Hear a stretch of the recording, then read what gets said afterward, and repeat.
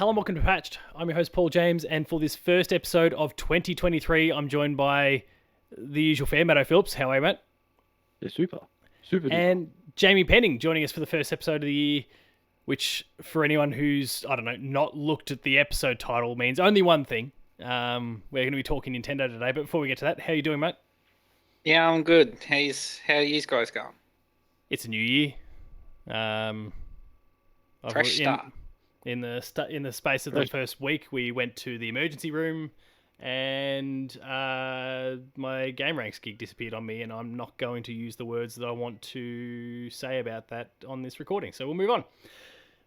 It's been a good start after I thought 2022 was pretty trash. Matto, how's your new year been going though? Probably a bit better than yours. I painted a wall. And added the lights there, and it looks pretty sweet. They were already there, but you can't just change. Oh, you just weren't using them before? Just weren't using them because you can't just use green. You can use green on red, but you can't just use any colour on red. Well, no. Right, now we can use any colour light we like. Very neat. Is grey. Matto is undoubtedly going to change it multiple times throughout the course of the episode, I'm sure. I ain't no chameleon.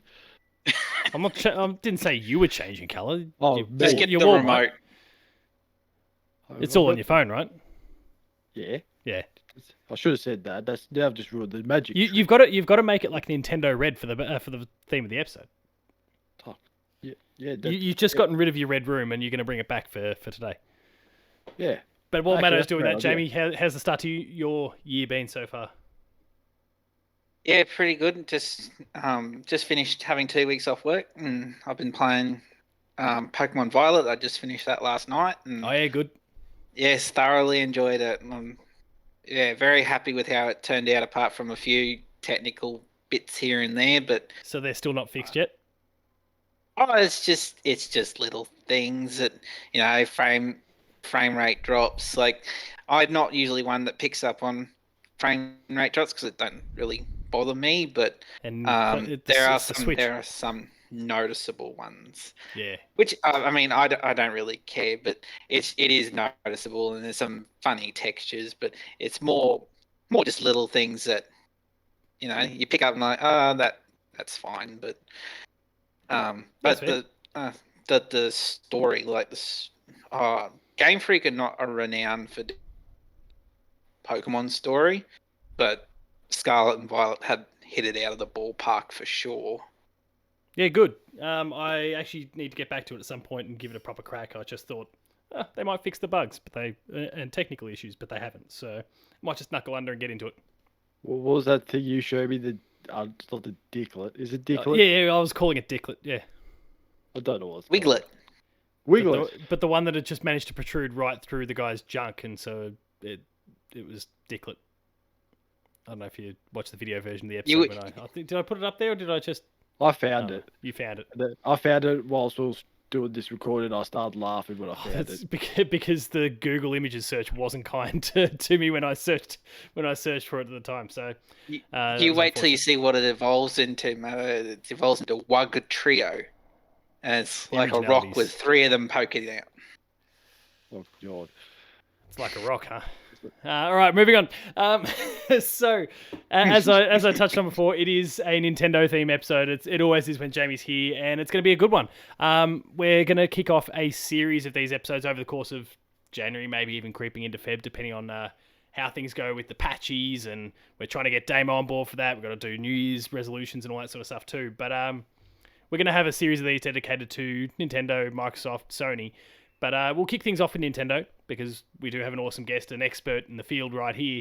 And we're going to go through some hardware stuff. We'll talk about the games that are coming. We'll pie in the sky sort of stuff towards the end as well. But, it could be a great game. It probably is. It's probably some trash on the PSN or eShop, if I'm being real. Pie in the sky. Or if we could Google it in images, it could be something wrong that we don't know about either. But we don't want to go there. Not again. So let's start by talking hardware, because obviously for years now there's been speculation about Switch Pros or the Super Switch or just what's the next console, all those sort of things. Now, the Switch has been out since 2017, and based on kind of Nintendo's more recent track record, it's time, in terms of kind of the pattern, timeline-wise. So I guess the question is simple, and Jamie, I'll start with you being the foremost expert here. Do you think it's going to happen? Do you think that they're either going to release or at least announce what the next console is? It's a hard one because the Switch is just selling way too good at the moment still. Like, it's over 100, I think it might be 115 million at this rate. Yeah, I feel like it's selling absolutely bonkers still, and we're coming up to the 6th year of the console. Like, when Nintendo, years ago, were talking about their life cycle of the Switch, they were looking at 7 to 10 years. So, in theory, like, we could be going into next year still with the same conversation, effectively. And like, I guess, we might not. What do you think about that then? The prospect of that? Well, it's hard because Nintendo generally don't have a back-to-back set of consoles that actually do well. They usually have one that really does well, and then they drop off. That is very true. GameCube sold 21 million units. The 64 sold about 50 odd, yeah. Yeah, and then Wii sold 100 million.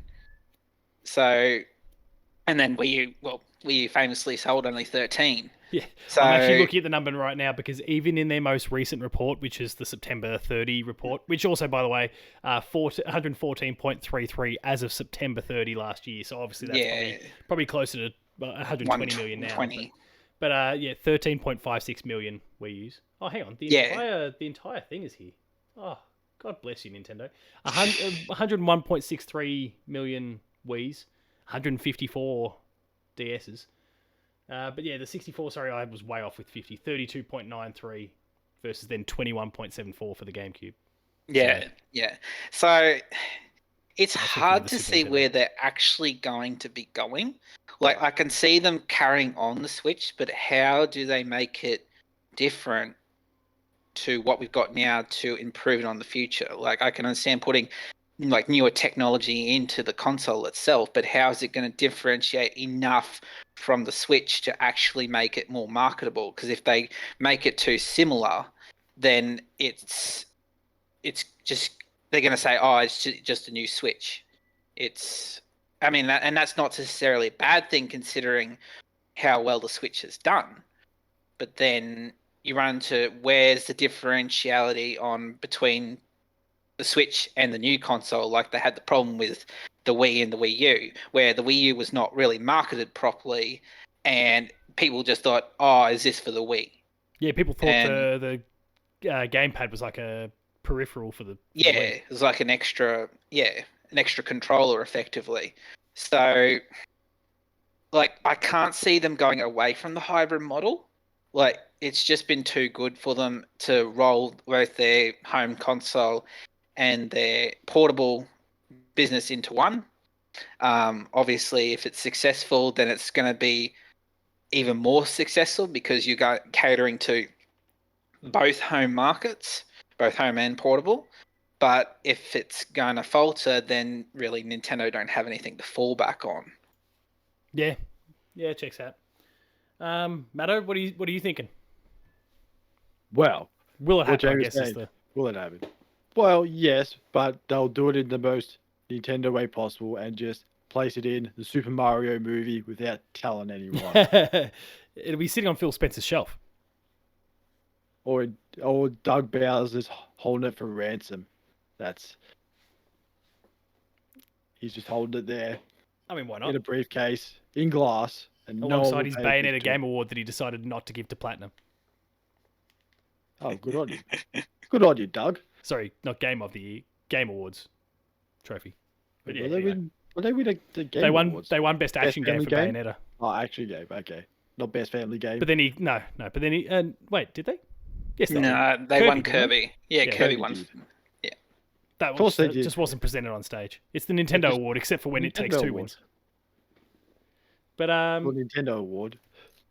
Yeah, I guess my take on the thing is, I mean, I think they absolutely need to. But I guess it's what is going to drive that for them, because obviously their games sell incredibly well, and regardless of Matto's and my thoughts on Tears of the Kingdom, and we'll get to that game later on undoubtedly, like that's going to sell obscenely well.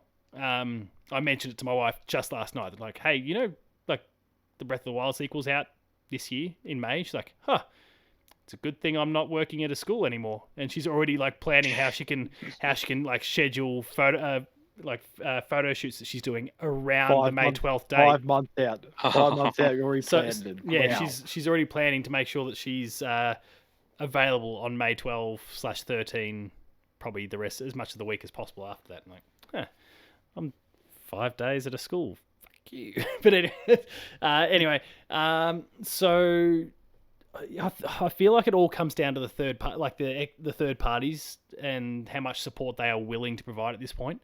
And I guess there's again, that probably links to our software conversation shortly, but it is starting to dry up a little bit. It's never been amazing. Like there's a number of companies, and EA's probably been the worst one for it, where they've gone, no, the work, I guess what we get from sales on the Switch doesn't warrant the amount of effort we have to put into optimize for the platform or whatever. So they haven't been doing anything. But EA is also not really a big concern. I don't think Nintendo fans are missing too much by EA not showing up for the most part. No. Jedi Survivors may be a big miss, but for the most part, you're not missing a lot. But I think it's representative though of where publishers could be, and it was just a matter of what were they willing to do in the past. And now you're starting to see the numbers are starting to drift off. Like it's Square Enix almost alone that is supporting it as a third party publisher now. Obviously there's indies, but in terms of the big AAAs, Square Enix is pretty much it as a third party, unless something springs to either of your minds that I'm not thinking of. Which for what it's Cone, oh yeah, sorry, probably a little bit, yeah, because Tales of Symphonia, but I guess it's a port of a Capcom? GameCube game. So yeah, Capcom. what are Capcom doing with it? I mean, outside of still putting updates out for Rise. They put Ace Attorney games on there. Oh yeah, and Mega Man will come to it as well. Yeah. But I guess they're all things that you can do fairly easily, and they're not going to be pushing the PS4 and Xbox One, let alone the PS5 and the Series X. So the Switch, I think you can probably make it work pretty easily. But I guess in terms of kind of newer titles, I suppose it's got to work for the Switch for them to be even inclined to do it at all. And I guess when I say, you know, Square Enix is, you know, more or less the only one supporting it, I hate to draw a comparison, but that's exactly where the Vita was at the very end. Like that's now, admittedly, Switch has done a hell of a lot better than the Vita ever did, but that's the same. Like I guess an equivalent point for the Vita, which is once it got down to just Square Enix and they were kind of putting a few things out, and that was more or less it. That was kind of the death stroke for the platform. Not that Square Enix games are bad. Everyone knows that I'm a massive fan, but that's kind of when things are starting to wind down a little bit. So I guess it really depends on what they want to do with their first parties, and I mean, the next 3D Mario, I guess, is maybe the big centerpiece here. Like you'd imagine that's the centerpiece for. Well, it's probably the next big tentpole title beyond Zelda, really big marquee style thing. And so, what are they trying to do with that? Will the Switch allow for it? Will it not? In terms of the naming thing, and yeah, the issues they had with the Wii to the Wii U, I think they're either moving away entirely from the hybrid model, which I just don't think makes a hell of a lot of sense. I don't think they'd ever go down that path. It's worked far too well, and it's really created an awesome niche for them. So in that case, if they're staying in that field, then I don't think they can afford to get cute with the name like they did with the Wii U or call it a Super Switch or anything like that. You almost have to slap a number on the end to make sure it is super, super clear. Like, this is the next thing. No one ever gets confused about a PS4 to a PS5. Or, I mean, people get confused about Xbox Ones because the naming convention is horrible. But One X, 360. But from the DS to the 3DS, because you just put a number on the front of it, everyone just goes, wow, that 3D is shit. Well, yeah, I mean, there's a... It's still sold 75 million. That one did very well. But Yeah. And realistically, that would have done better if it didn't get off to such a horrible start. Yeah, that marketing was horrible. It was just people holding the screen going, wow, the 3D is so real. Like, I don't even mean that. I mean, just like the lack of games, the lack of really anything to do. And Show me the 3D. The price point And the too. price. Like I The picked price. one up at launch. It was I got 3 games plus the 3DS at launch, and the 3DS was 350 plus 3 games, and it was way too expensive. Yeah. Effectively, that's why they compensated with the ambassador program. They quickly dropped the price and then tried to apologize to everyone.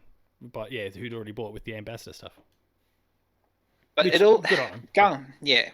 But going back to the Switch's successor, like I think we're gonna have to really see the numbers as they come through this year as to where Nintendo's going to be at.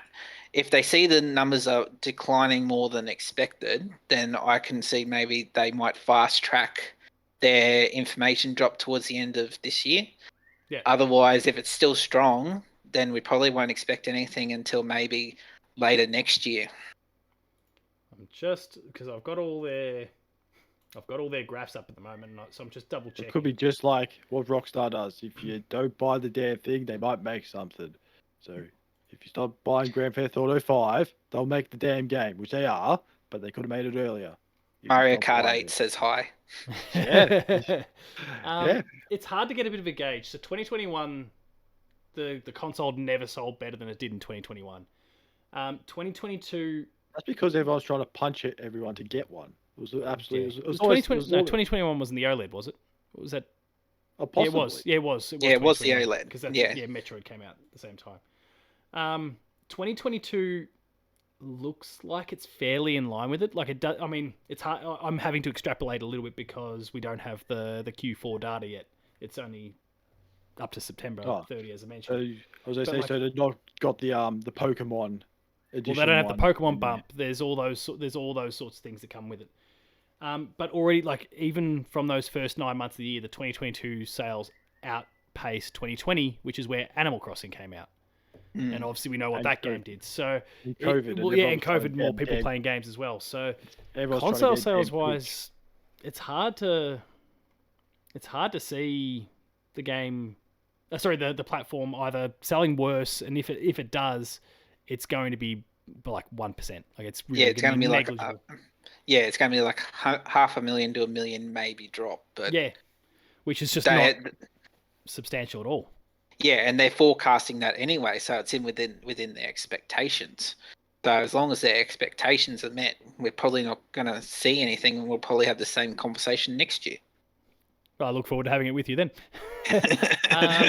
Look, I mean, I think the time is right. Like, I think they need to, but that's coming at it as on the consumer side and wanting to find more reasons to play on the platform. But when something like Octopath Traveler 2 comes along and now it's on PlayStation as well, I'm going to get the better looking version on the PlayStation. Like and that's a shame because I love Octopath and I had such a great experience on the Switch, and it kind of feels like the right home for it. But I feel like I'm going to get a better experience on my thankfully brand new TV. Frames. Yeah, my new 65-inch TV with 60. Not that frames are a big deal for something like.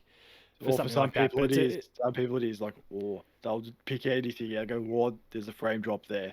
Oh yeah, I mean, some people get like out that. of here. Thankfully, I'm not that sort of person for the most part. But see, I can appreciate like you want to play it on PS5 where it's actually going to look really nice and at home and on your big screen TV, and I don't disagree. It's going to look fantastic. But for me, when I get Octopath Traveler 2 for the Switch, it means I can play it wherever I want. Yeah, and take your 75-inch TV outside. No, but like I get it as well. I mean, that's where I thankfully like I enjoy flicking things you got over. your dog bone thing or whatever it's called. The backbone. I flick things onto remote play. And look, there's a lot of merit in what Jamie's saying though, because I'm making sure that I'm being careful with my words here because the game will come up later. Fire Emblem Engage. A lot of people know, like my preview is already up on the Player 2 website. People know that I have the game. I can say I finished the game already, but I'm not going to share any thoughts beyond that for anyone, lest Nintendo destroy me, like they Thanos snapped me out of existence. But like I played that game probably 99% of the time portably because it works perfect. It's the perfect sort of game for that. And honestly, when you throw a Switch game up on a big screen, it's rendering at 1080 on a screen that's 4K. It's just the like what it can actually render is not as good as what you're going to get from the PlayStations, the Xboxes. So it actually kind of looks worse sometimes on the big screen, and that's not a Fire Emblem exclusive thing. Just to be clear, people, I'm not talking about Fire Emblem on this one. Too bad for 10 years. But again. then, it actually looks better on that smaller scale but crisp OLED screen. Yeah, and but I can understand that as well, because like you've got a 4K 65-inch brand new TV. Yeah, the technology is a bit further forward than what the Switch is currently handling. Whereas me, if I've got on my TV's only a 1080p. It's only an old cheapo TV. Like it's going to look pretty much just as good on there as it does on my original Switch, because I don't have an OLED. But I guess my main point was like I can appreciate your portable thing, regardless. Obviously, we come at it from different reasons, but like the portable thing, there's a lot of merit in that. And that's the whole thing too. Like it's catering to both markets. So then that's the success of the Switch. I mean, it's catering to both people who want to play at home and people who want to play on the go. That's how it's become so successful. And that's why I desperately hope they go down that path again with whatever comes next. And then it's just how they decide to call it. Don't stick a U on the end. It's not going to work for you, Nintendo. Please switch U. Switch U. You switch. You switch. You switch. We switch. You watch. They'll do something stupid. It'll be new Nintendo Switch. Just like the new Nintendo 3DS. Sorry, there wasn't a "the" at the front, but like just like the new Nintendo 3DS. Nintendo, please have learned a lesson before this thing comes out, whenever it comes out. I mentioned Mario as the tentpole before. Do you think the new Mario game will be on the Switch? Yes. And it'll be later this year. So we're not getting confused. Oh, this Switch, that's big. This year. So we talk about this Switch or the new Switch? The current one. The current one, yeah. So, yes. This thing in my hand that's not going to open Fire Emblem by mistake. That Switch. If it is, it will be available both on Switch and whatever the new one is, whatever they want to call it. Yeah, because I'm not of the mind, and I guess maybe Jamie's even potentially shown his hand for something that's going to, a topic we're going to discuss later on. But yeah, like Mario, I feel like is probably going to be on both, but I don't think it'll be this year, just because of. I mean, Zelda doesn't preclude it whatsoever, because Zelda and Odyssey came out in the same year in 2017. But there was a much larger gap, and you've got Pikmin that is apparently going to slot into 2023 as well, presumably back half. That doesn't even necessarily preclude it either, because I'm pretty sure Pikmin and Mario 3D World came out in pretty close proximity, only like a month, maybe 2 between them, if I recall. You got to think, You got to think too. Pikmin's only a 3 million seller, really. Not this time around though. 10 mil, baby. We'll see. Considering that Switch bump will do wonders. Considering that Metroid Dread only sold just over 3 mil, and it's the most successful Metroid game of all time. Pikmin's in a very similar boat, even though they're completely different games, that the sales have been sort of niche as like Metroid and Fire Emblem, excluding Awakening. Those are very niche games that they could slot in at any point during the year, and they won't really affect a Zelda or a Mario game. Yeah, I think you're right. Like they're the two big ones that absolutely you just get out of the way for, or you launch and it doesn't matter. It's not going to affect Mario or Zelda, regardless. But I can see them announcing Mario at E3 in June and then releasing it late October. Yeah, I can see that. I'm just double skimming around now to see if I can find the Pikmin sales numbers. The deluxe version on the Switch has sold 2.23 million. Yeah, and that's obviously a port. I can't find the original version of the game, but anyway, that's the hardware side. Any other thoughts on that before we bounce across to some software? Don't use someone else's dock, as Paul has found out once before. And don't call it Switch U or Switch Wii or Wii Switch or U Switch. Switcheroo. I can get around that one. Go for it. No one else will understand. No one else outside of Australia will understand it, and that could be a problem. That's the Australian edition. Yeah, the nah edition.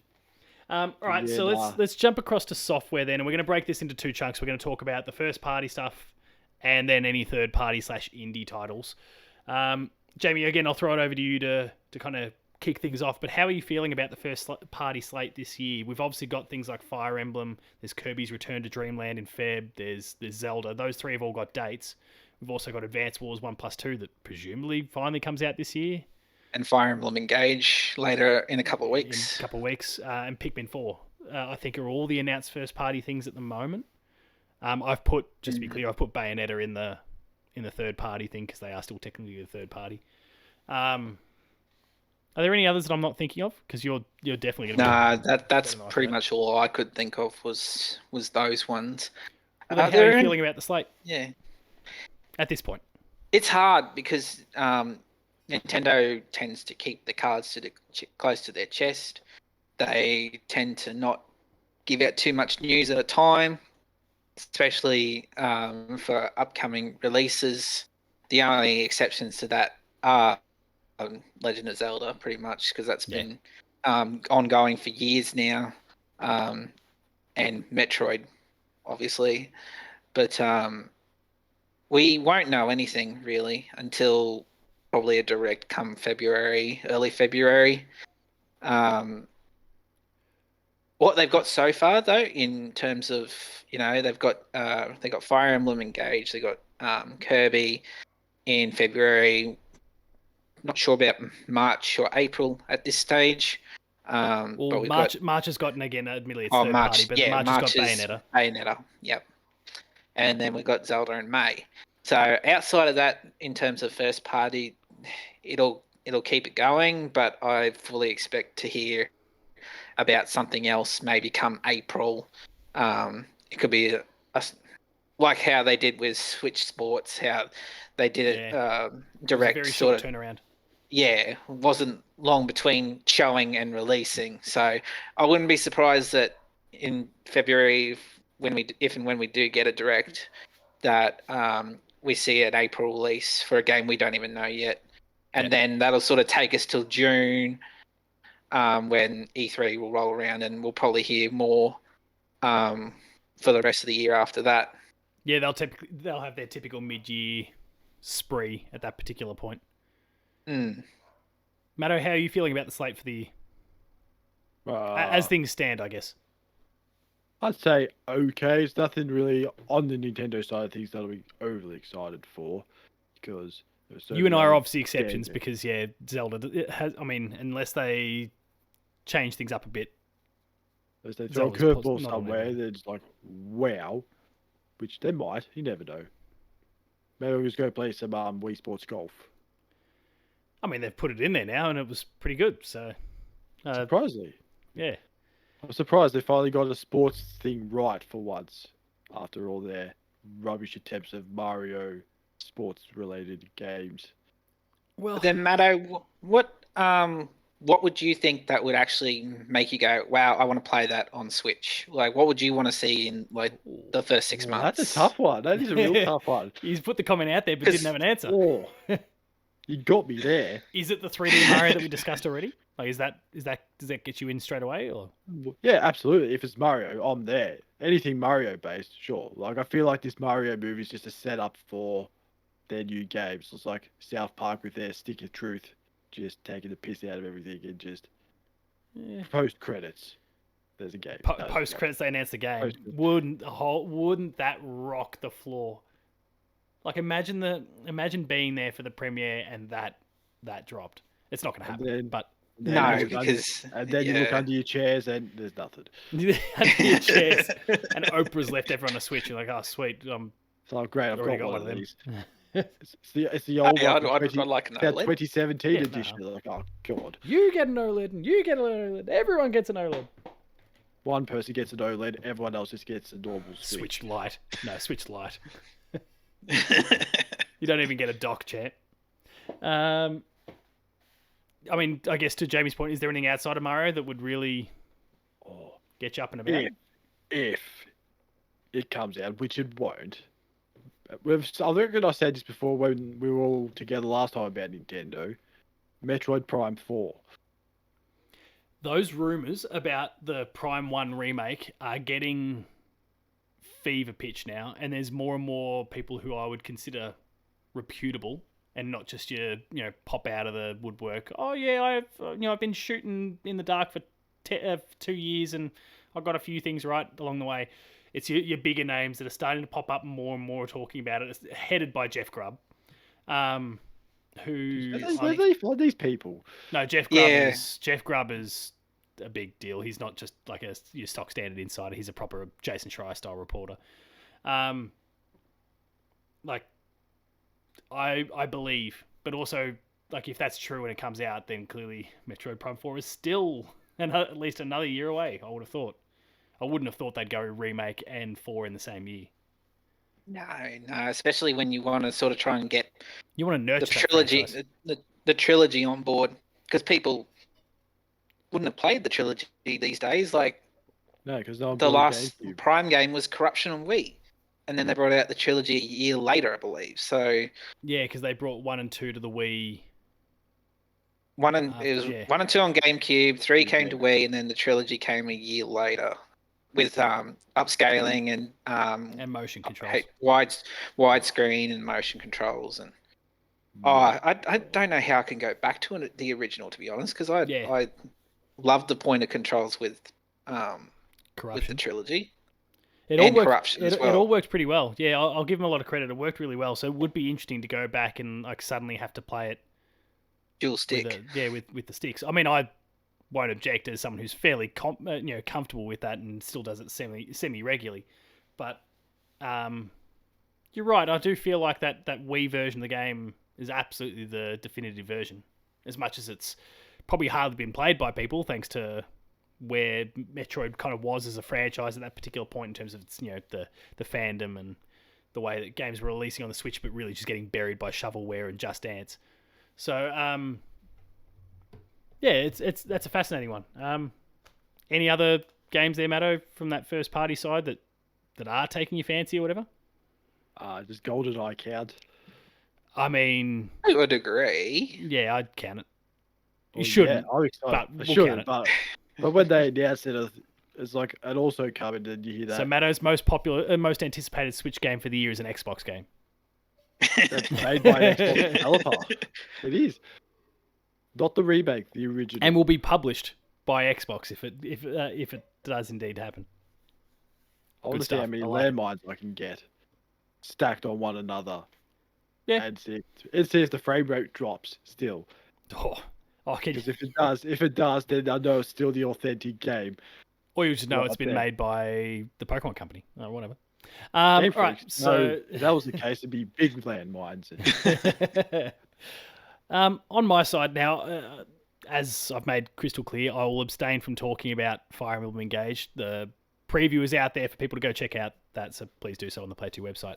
I'm pretty keen to check out Kirby. Pikmin, I'll staunchly scream and shout that there's no bigger. Well, I suppose there's bigger fans than I out there, but there's very few. Like Pikmin 4 comes out, and I don't care. You could almost any game out at about the same time, and I'll probably play Pikmin 4. Final Fantasy 16 might be one of the few exceptions. Did I put Pikmin 4 my games to play for next year? I need to put it in for this conversation. It's like GoldenEye. Yeah, it was in your most anticipated list. And you actually reminded me mid-show, like, holy shit, that's right. That was slated for 2023. That wasn't some nebulous date. That they actually put a year on that.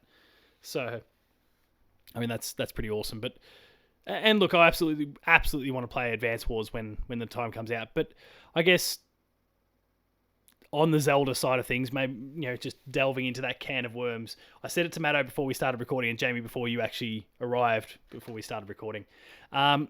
Zelda can have me back. Like Tears of the Kingdom can have me back if they go the dungeon path, which is rumored to be the case, but I'll believe it when I see it. I don't want to buy into it because I could just end up disappointed.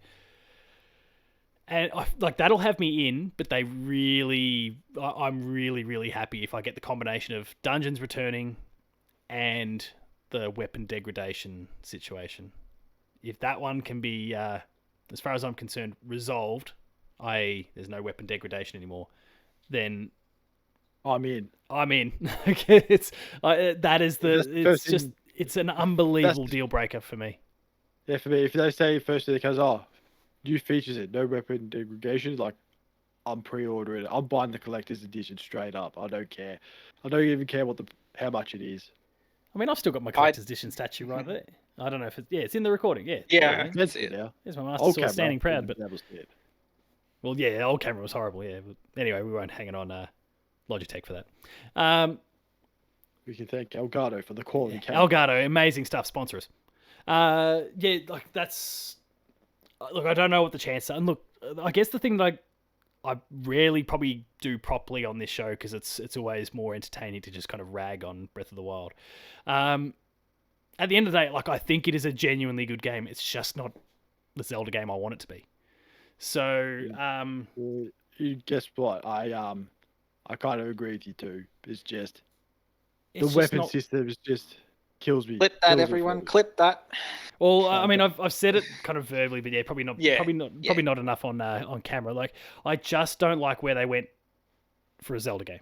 Like, they could have called it anything else. It could have been a new IP, whatever, and it probably would have been like everyone else. It might have been my game of the year that year, but I couldn't overlook the fact that like this is not what Zelda is to me. You've kind of added things that just don't jive, and subtracted things with the dungeons as well that make this thing not as pleasing as it should be to me.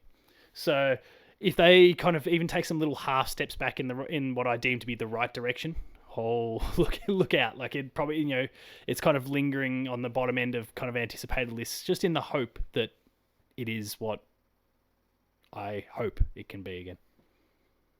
Well, I don't think Breath of the Wild would have really worked with having no weapons degradation. Like, point was there were so many weapons out on the field that you actually got interchangeable all the time, so you weren't really short. But I can see, yeah, it'd be a major overhaul if they did it. Yeah, I can see like the system being improved. So maybe there's less weapons, or there's more different variety of weapons. Less weapons and the weapons last longer is a step in the right direction. Yeah, so I can see that possibly happening. Dungeons, I agree with you. They need some longer form dungeons. Like the shrines were as good as they were basically little puzzles. Which it was just basically a dungeon in a room. And there's no reason why you can't have both the shrines and some larger scale long form dungeons. Yeah, like have your I don't know, have dungeons for like your parts of the story, or bigger, like more powerful, like permanent weapons, or upgrades or something like that. I mean, actually, that's a brilliant idea. There, like, I mean, again, just touching on my weapon degradation thing. Like, if you find stock standard weapon around in the field, it's something that could break. If you enter a dungeon, like, and maybe there's optional ones as well that aren't, culminating like a Divine Beast style thing, but they're just, there's still long form dungeons there. They just might be optional, but it ends with you getting some sort of, is it unbreakable too extreme? I don't know. I'll roll with it anyway. Like some sort of unbreakable weapon. Mate, I'm going around to every single dungeon doing those, so I never have to go with a degradable thing ever again, and I'm stoked. And it probably becomes my game of the year. Yeah. So even if it has a system where if you don't repair it, just the damage halves or something, then I'm okay with that. It just goes to it's balancing like Jamie said. There is a drawback eventually. Like if you use it so many times, then eventually you'll have a drawback. But as long as the drawback depletes your stamina faster, maybe. Yeah. Like maybe that's the offset. making the game? Because I'm okay with stamina. Hey, so like Nintendo. Hey Doug, we got some. And you can always improve it. I think I've just worked out what I'm doing my next design doc piece on. Anyway, so yeah, that's kind of, I guess, where I stand on the Breath of the Wild thing. On the third party and indie side, now that's something that I think regardless, I think we'll have a little bit more, all of us will probably have a little bit more to say about, because even if it's, I mean, maybe, Matto, even if it's something that's on another platform, it might still be coming to Switch, and so we can still kind of speak to it a little bit. Jamie, again, I'll start with you. On the third party side, what's tickling your fancy? One thing and one thing only. Sorry. Yeah. One thing and one thing only. Octopath Traveler 2. Coming out in February as a follow-up to the original. Which is brilliant. The original is my favourite game on Switch. And everyone stay I've tuned for a fascinating piece from Jamie that'll be on the Player 2 website about Octopath Traveler 2. Yes. Yeah. Oh, not 2, the first one, but sorry, the Octopath Traveler 2, not the number 2, as well. Yes. So, but and I've just tuned over 100 hours into the mobile Octopath Traveler as well. So. Oh yeah, I do see you tweeting about that from time to time. Yes. Long Yes. time So. I've forgotten what's the subtitle on that again, because Champions of the Continent. Pitch me on it now, because I've actually got it installed on my phone, but I'm worried that it's too predatory. Is it like that at all? I'm free to play. Like I've not spent a cent on this game. Is that why you're up to 100 hours now? Yeah. I'm like on one of the last chapters of one of the main stories. But you get plenty of free, like rubies are your currency for getting travelers in the game. Yeah. So you get plenty to start with. You get plenty of freebies when you first get going. Because I've got 65 different characters. And holy shit! Yes, there's lots. I feel like that goes against the Octopath name. But you've still got eight in a team. So right. Yeah, so you got 8 in a team, but you can interchange with, and they're 3-star, 4-star, 5-star characters. You start off with a 5-star, you get randomly pulled a 5-star, and then you get a team. And then more rubies means you can pull more travelers. If you pull duplicates, they give you stones that you can upgrade those partners. Yeah. And it's all original stories. It's still set in the same world land as the original, but it's all different stories, all new places. Oh, there's mostly new places. There's a couple of places that appear in the original that appear in this. But yeah, there's 3. You get to choose between 3 different paths. So there's wealth, power, and fame, and each one has like a main boss at the end. Yeah. Because you start off with a ring. It's like the flame bearer's ring. You are the chosen one, and these 3 like major bosses of each path have their own ring that you got to combat, and there's like 3 chapters each. Start in 3 different parts of Austera, which is the continent's name. Yep. And there's people you can talk to where you can get items, you can buy items, or you can battle people to put allies on your team. Like you can just have the 8 characters as well as extra allies that you can summon in battle, and they can either do damage or give you buffs or give the enemy debuffs. And the battle system's a bit different, where you have 8 characters battling, but you can only use the front 4 at a time, and you can switch between the characters in the back row. And is it the entire back row and the entire front row swap, or you can kind of you can interchange, individualize. So very much like oh damn it, I've just gone blank on the new Chained Echoes that's come out recently. JRPG. I've been hearing good things about Chained Echoes. Would love to give that a go. But that sounds pretty good. I might have to give it a crack and hope that I don't lose 100 hours or hundreds of dollars, whichever one leads me to the solution to finishing the game quicker. It still looks as good as what it would on the original. It's got all the same and more music. It still sounds Octopath Traveler. It still feels like Octopath Traveler. It just has a Traveler gacha system where you get plenty of rubies. Don't pay for the rubies unless you really want to support them, but they're super expensive. Okay, you probably got me out on that particular part of it, but that's fine. But yeah, and I guess my last question is: does it support controllers? Like, can you Bluetooth the controller to it and run it that way? As far as I know, no. Ah, damn it. Yeah, it's all touchscreen, but it's really simple. It's really easy. You don't backbone that. Like to move. You just you can hold the screen and drag it along to move, or you can swipe it and it'll run in a certain direction. If it gets to a crossroads, it'll stop, and then you can choose your different directions, or you can stop it by tapping on the screen, and then you can go into a different direction if you wish. Awesome. I think we nearly put Matto to sleep with JRPG talk, though. Sorry, Matto. So for you, it's pretty much just Octopath, though. Like, that's the only kind of third-party indie thing that's on your radar. But like Bayonetta, the prequel Bayonetta looks really pretty. Looks really interesting. There's surprised that it's come out so quickly after Bayonetta 3. But it seems like they've had it in the works for a while now. Which is further gonna upset a certain voice actress. Just rubbing some salt in the wound even earlier than she perhaps would have expected. So but then, I'm sure that'll go down like a lead balloon for her. Yeah, that's it. Especially when it got game of the year last year. Not game of the year, action game of the year. It won a game award. She won't be thrilled about that because she didn't get to claim any of it. Either did Platinum Games either. Well, no, they didn't. Yeah, Doug's not returning that trophy. He's keeping that in the cabinet. Matto, is there anything for you on the Switch side that's kind of not a Nintendo developed game? And I guess, again, that's what I was hinting at before, is there is that disclaimer that like it could be something that's coming across multiple platforms. You might choose to play it on a different platform, but I'm trying to think. I can't remember. I think there was one game, but I can't remember what it was because my brain's just overloaded because there's that many damn games coming out this year that I can't remember which one. Like third party or indie or third party.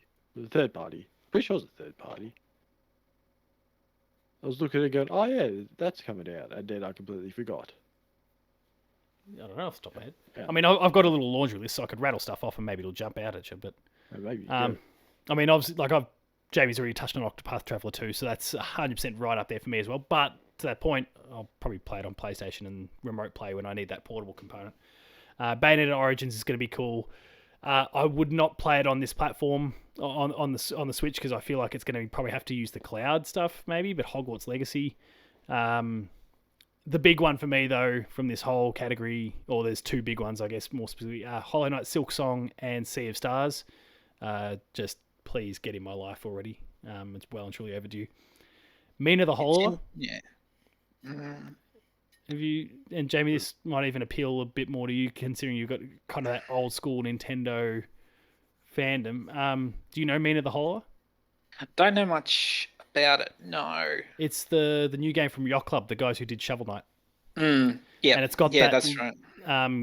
Like OG Game Boy era sort of visual style about it, and it's kind of evoking the like the Link's Awakening sort of gameplay a little bit too. It's going to hit all the nostalgic beats, but also they're just an amazing developer, so it's probably going to be one of the best games of the year, I feel like. But at the same time, I'm hesitant because they actually have it listed for December 2023, so it'll be 2024. I don't see that sticking. So whatever. And Plucky Squire, which is an Aussie developed game, which is actually headed up by some ex-Pokemon developers, funnily enough. But because that's James Turner and I can't remember the other people, but James Turner, the art person from Sword and Shield. Yeah.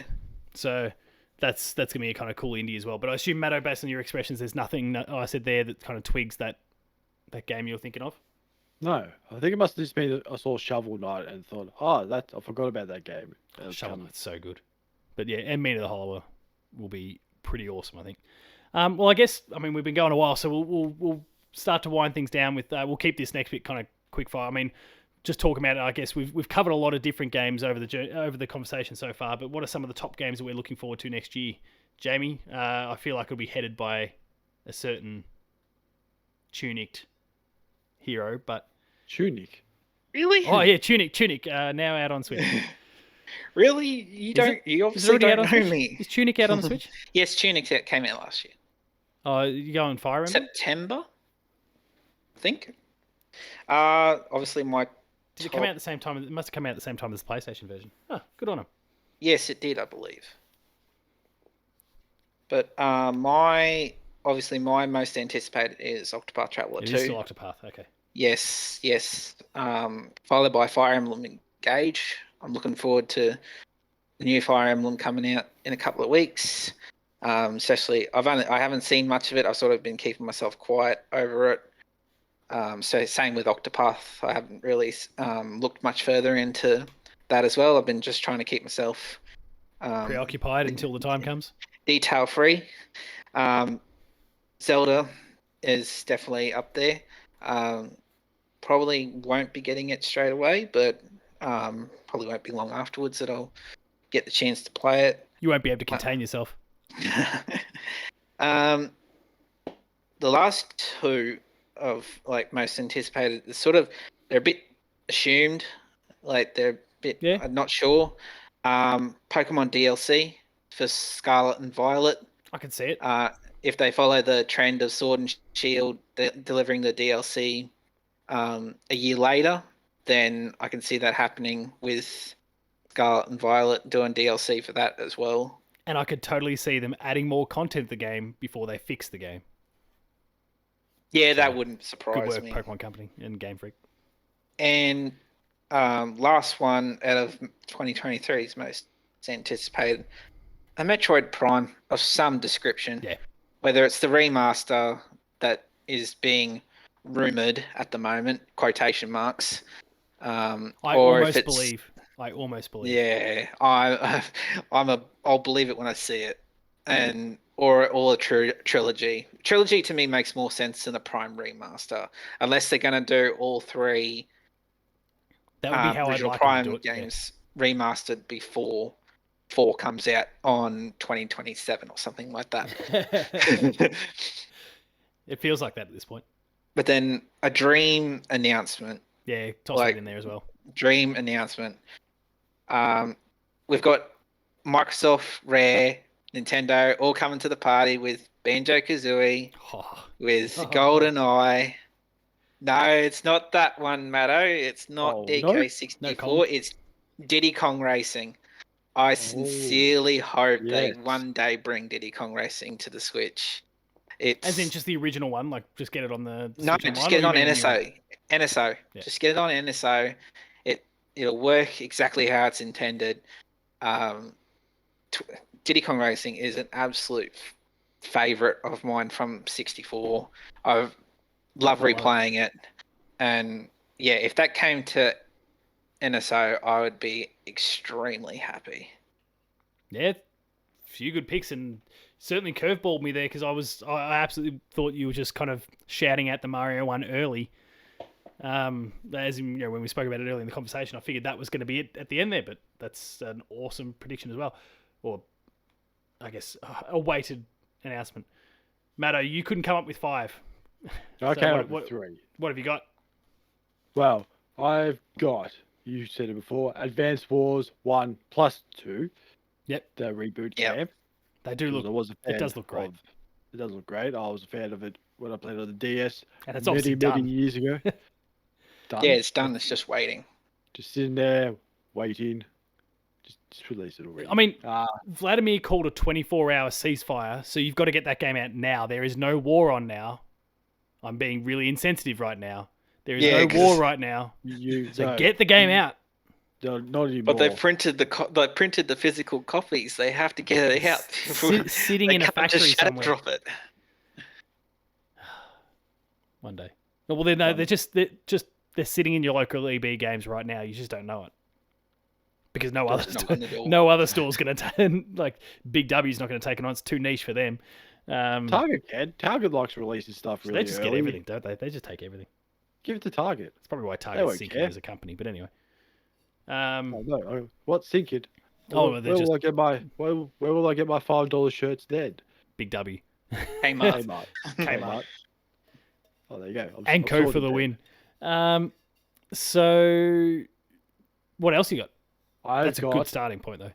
Pikmin 4. And, of course, my number one, as we said before, Zelda, Tears of the Kingdom. GoldenEye. And Nintendo Store, could you please just stock up on those 64 controllers? Because I really want one. Yeah, I want to get one too. I wouldn't mind one myself. They keep restocking Amiibo at the moment, but they're not. Everything else but 64 controllers. I need the 64 controller. It's just weird playing it on a Pro controller because it just makes no sense. Yeah, it doesn't fit. It just doesn't. It hurts my brain. It really does. That's fair. And what's your kind of dream announcement for the... Is it Mario? Is it something else? It could be Mario. It could be Metroid. either and I'd you're move happy. there. Or just bring Donkey Kong 64 to Nintendo Switch NSO. online. Or they'll bring out, as because it's Nintendo, Mario Kart 8 Plus. Well, I mean, the DLC is still going to keep. How many more? Is there three still to go? Three. 3 or 2. Yeah, Or 3. 2. Holy shit! Like that. Then what? They got to run out of tracks. They'll just Well, start. then they're taking tracks finally going to have to back. start developing Mario Kart 9 at that point. They're finally going to have to get started. No, obviously, they're when it came out going for the to Switch. they're going to skip 9 and jump to 10. Oh, so Well, like they're doing a lot the of old other Windows, companies do, yeah. doing the old Microsoft trick. Yeah. Yeah. I can get around that. Don't get it still, but anyway, that's the thing. Just like Goat Simulator. From Oh 1 yeah, to 3. where they skipped 2 and went straight to 3, and then no one bought it probably because they were confused. Good marketing. For myself, yeah, Pikmin 4's number 1 on the Switch side. Octopath 2, and again, this is where things start getting tricky. Octopath 2 and Hollow Knight, I'll play on PlayStation probably, but they're certainly like hotly anticipated Switch games, and I may end up just, I don't know, picking it up on Switch as well because the uber portability where I don't even have to worry about like remote play just within the house and I can just take it to work and whatever is especially handy, which is an extra layer, I guess, to the remote, like the portability aspect that we didn't necessarily discuss before. But yeah, Hollow Knight as well.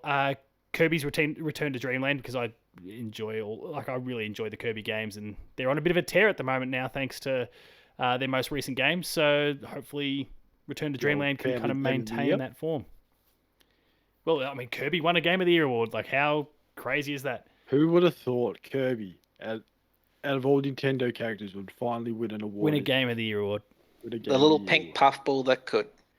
After decades and decades of... It's because of the vending machine. No, it's the cone. It was because of the cone. I think it's the cone, yeah. The cone, definitely. What did Doug reference? Was it that you could become a car? Was that what Doug said during the speech? Yeah, I think it was the car. But we're all about the cone, or the fan mocked up ones, which were truly horrific in some cases. But like the Kirby Condom one was a real worry, but funny nonetheless.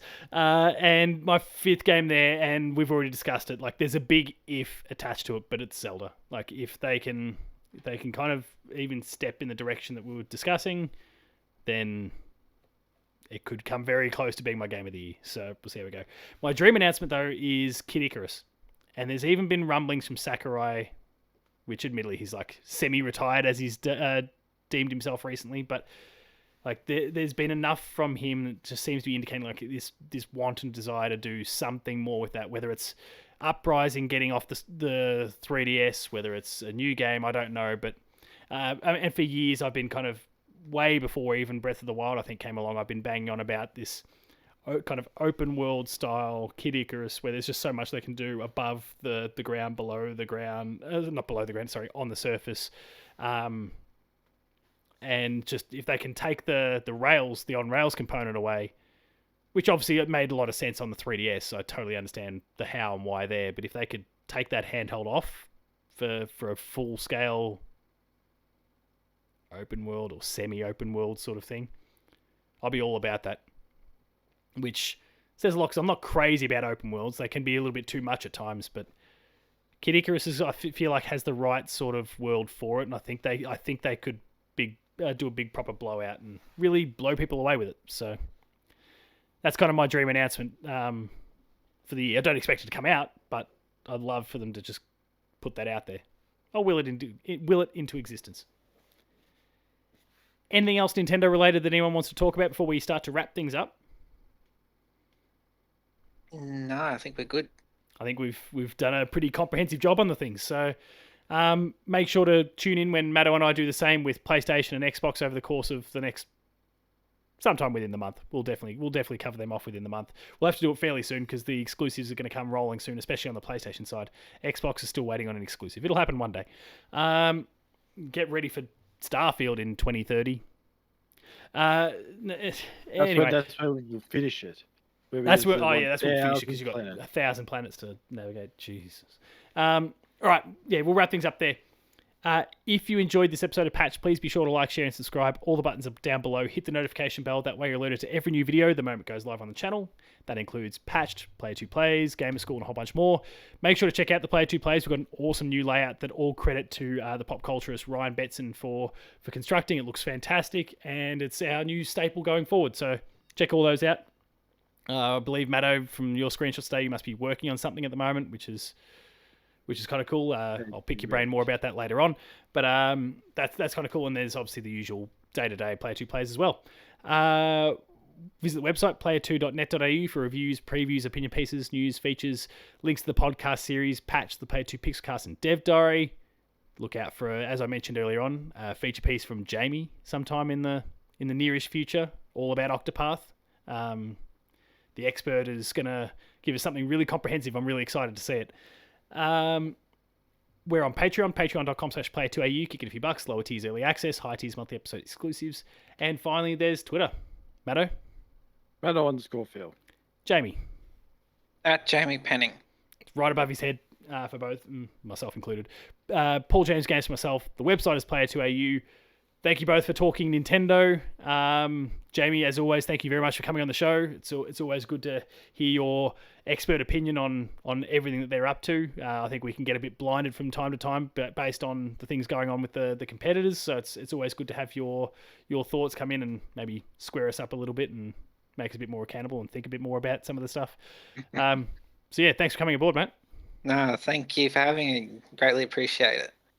And until next week, go and play some Switch games. We'll see you later.